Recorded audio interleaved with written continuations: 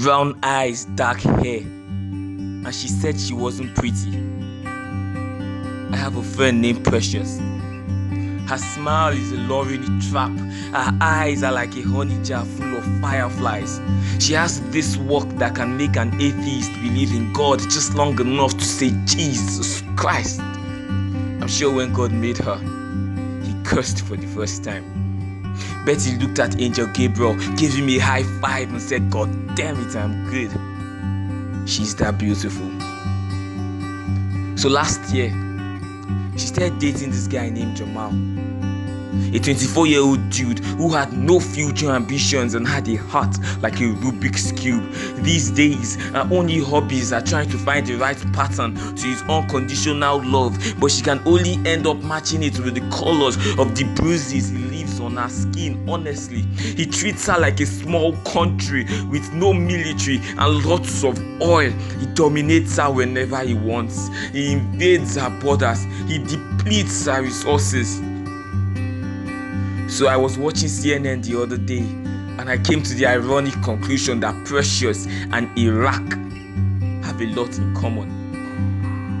They are both blamed for things they haven't done. Both have no weapons of mass destruction. She's just a caterpillar that has turned into a butterfly, but doesn't know that she can spread her wings and leave. Doesn't know that the relationship between a dragon and a unicorn is destined for failure.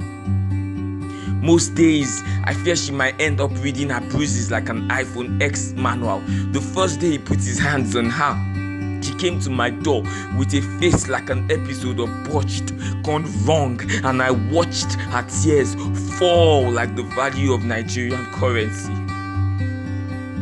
She collapsed into my arms as if I were a burning building with walls full of explosives, and I held her close, trembling like a lost puppy.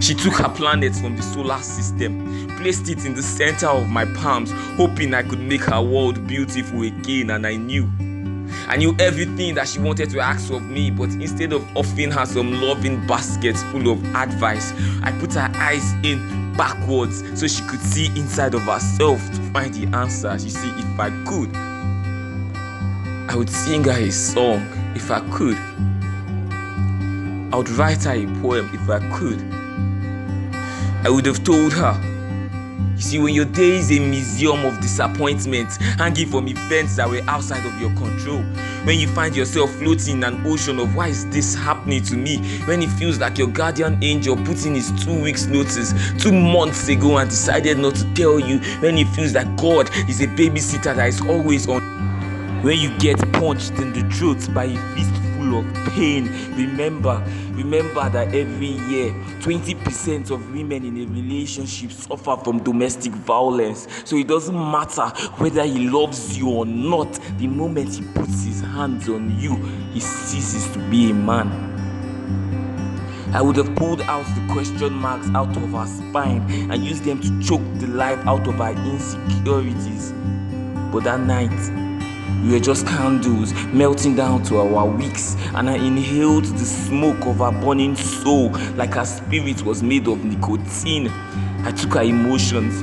I tied them round my arms until I was sure there was Lagos traffic in my veins. See, that night, I injected her tears into my bloodstream. That night, I swallowed her story.